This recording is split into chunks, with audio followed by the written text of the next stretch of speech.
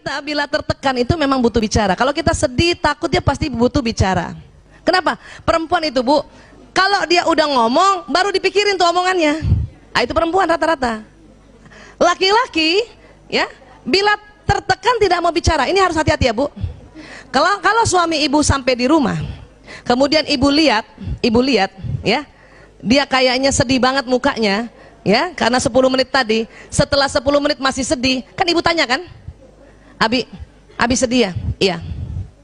Abi capek ya? Iya.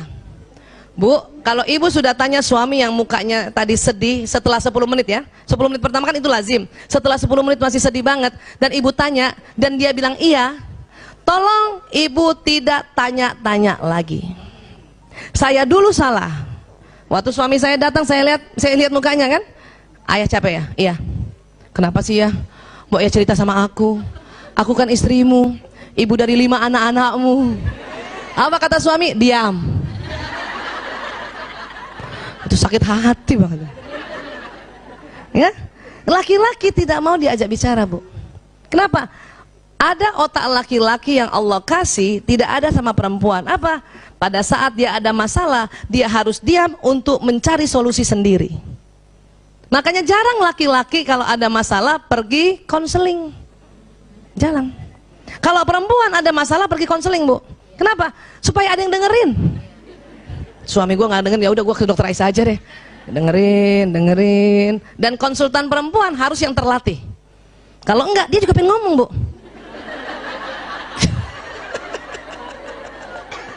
Pasiennya perempuan, udah cerita, dia juga pengen cerita.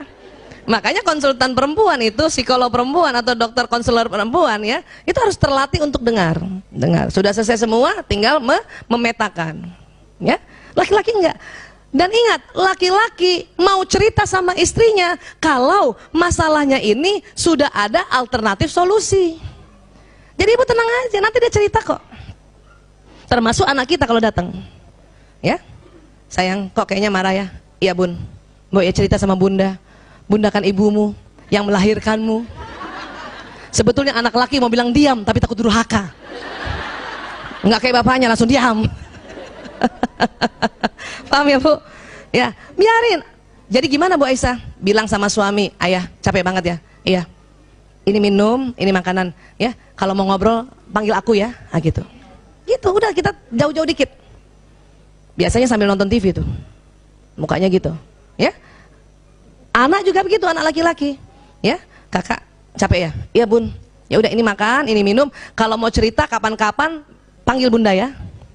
Belum tentu hari itu dia mau cerita bun. Bisa jadi minggu depan.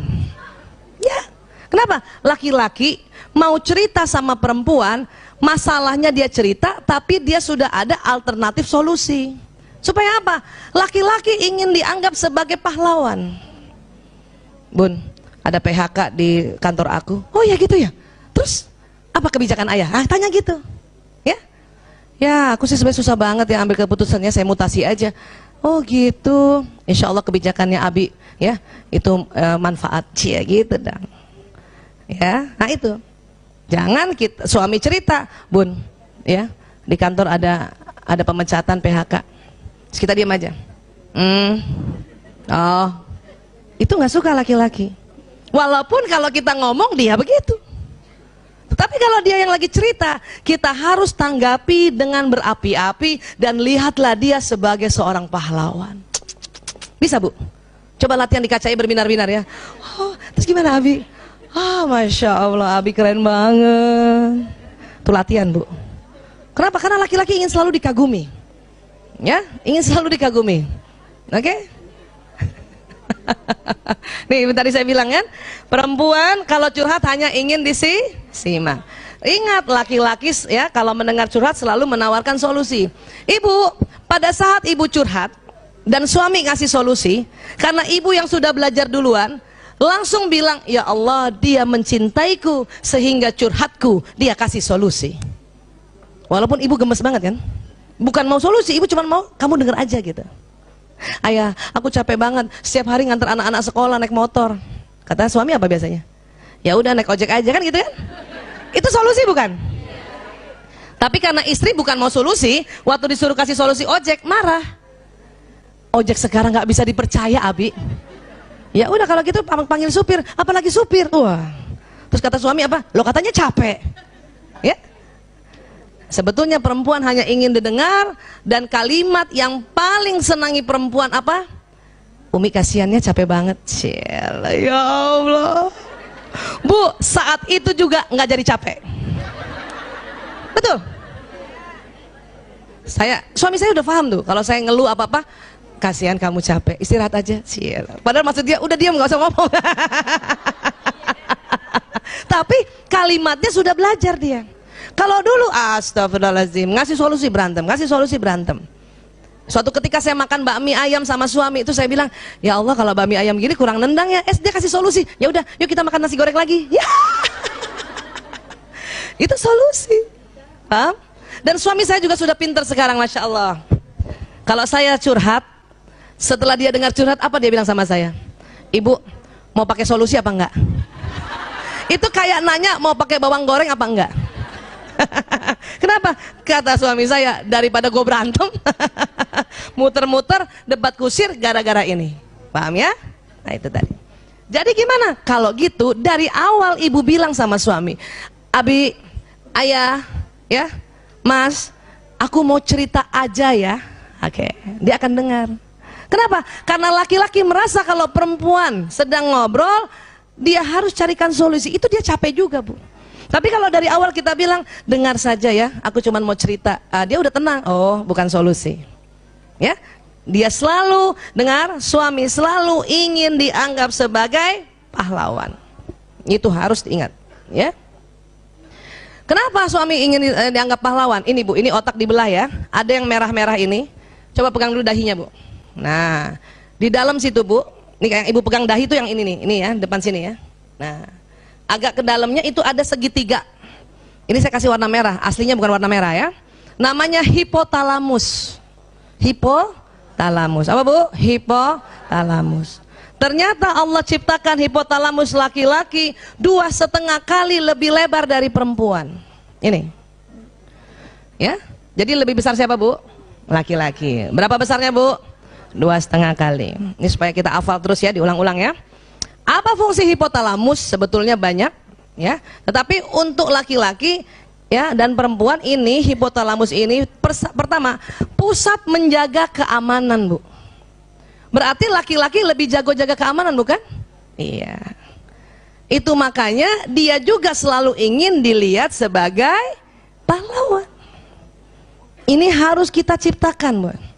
Bu Aisyah, tapi kan kita pura-pura. Enggak pura-pura Bu. Kita harus create, kita harus memang buat suasana seperti itu. Bukan pura-pura. Itulah amal ibadah kita sebagai seorang istri. Ya. Banyak suami-suami lagi ngobrol sama temennya, cerita tentang kehebatannya, kita ngomong apa dalam hati? Bohong. Apalagi kalau temennya lihat kan, itu bahaya banget Bu. Ya. Biarin, kalau suami cerita walaupun dia sesungguhnya, ya, dia bukan berbohong. Dia sedang negosiasi. Ya, kalau ada temennya tanya, ya, kamu punya chat nggak? Punya, walaupun nggak punya tuh, itu negosiasi. Kita juga harusnya mendukung. Iya betul, insya Allah ada punya. Jangan. Oh.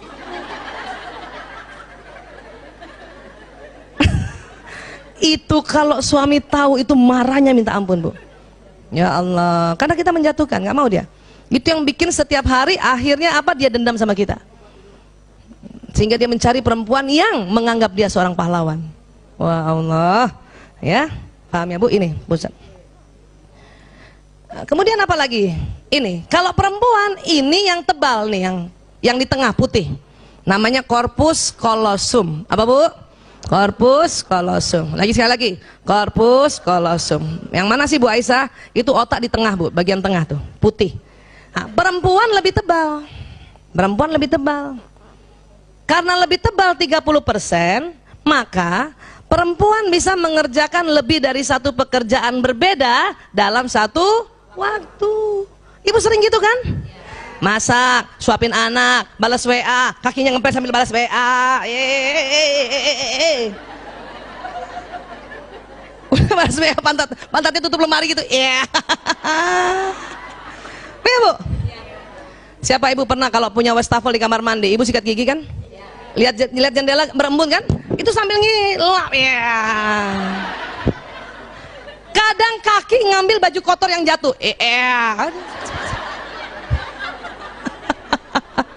Iya Bu. Siapa ibu yang bawa mobil? Antar anak, zaman dulu tuh. Apalagi ya, bawa mobil, anak belum makan disuapin, betul Bu? Masih bisa kita dengar qiraat ya dari kaset, masih bisa pasang alis. Itu perempuan. Bahkan ada gurunya teman anak saya, perempuan itu, dia naik mobil, dia naik motor dan selalu pakai helm. Tapi sambil dia naik motor bisa pasang alis Bu. Itu perempuan, keren banget. Kok bisa Bu Aisyah? Enggak, dia tahu dari rumahnya ke tempat dia kerja melewati 4 lampu merah. Jadi lampu merah pertama kan, lampu merah ada angkanya kan. Jadi kita udah tahu kan, 30, 31 kan gitu. Dia buka helm, pasang sebelah. Kadang baru setengah yang sebelah, udah, ya Allah, udah tutup helmnya dia. Apa? Dia perkirakan lagi lampu merah kedua. Ya, lampu merah kedua ternyata hijau.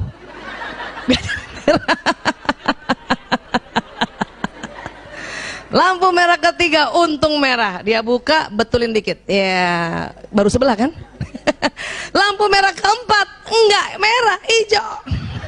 Makanya sampai pekarangan sekolah baru sebelah. Tapi itu nggak masalah. Sebelum taruh helmnya di pekarangan sekolah, bikin satu lagi. Luar biasa. Itu karena otak kita yang korpus kolosumnya lebih tebal.